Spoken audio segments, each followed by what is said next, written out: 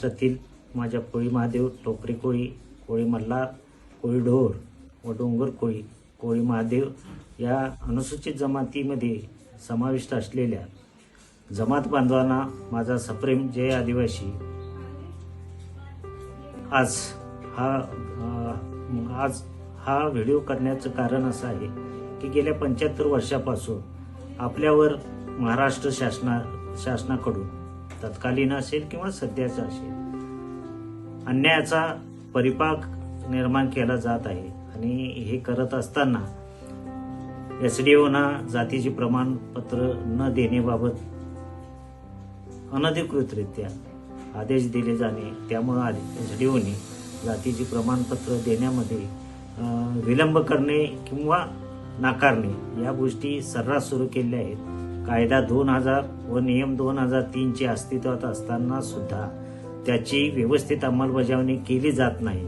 समित्यांकडून गैरव्यवहार करून जातीची वैधता प्रमाणपत्रे नाकारली जातात। त्याचप्रमाणे जातीचे दाखले देत असताना प्रांतांच्याकडून जी कारणं देणं अपेक्षित आहे ती दिली जात नाहीत। या उपर न्यायालयाने मात्र मुंबई उच्च न्यायालय असेल, औरंगाबाद खंडपीठ असेल यांनी मात्र या समित्यांच्या व प्रांतांच्या कार्यपद्धतीवर ताशेरे ओढून 2000 ते 5000 रुपयेपर्यंतचे दंड सुद्धा केले गेलेले आहेत। आणि न्यायालयाने वेळोवेळी फटकारून सुद्धा त्यांच्या वर्तनामध्ये सुधारणा होत नाही, किंबहुना शासन त्याला अधिक संरक्षण देण्याचा प्रयत्न करत आहे।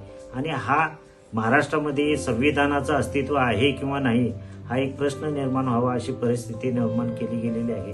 कारण भारतीय संविधानाने दिलेले जे निर्देश आहेत त्यातलं समानतेचं तत्व विभाजन करून आदिवासी क्षेत्रामधील लोकांना वेगळा न्याय व आदिवासी क्षेत्राबाहेर असलेल्या लोकांना वेगळा न्याय अशा पद्धतीची भूमिका राबवली जात असल्यामुळं त्याच्याविरुद्ध आवाज उठवण्याकरता आपणाला चालू हिवाळी अधिवेशन नागपूर या ठिकाणी होणार आहे 8 डिसेंबर पासून।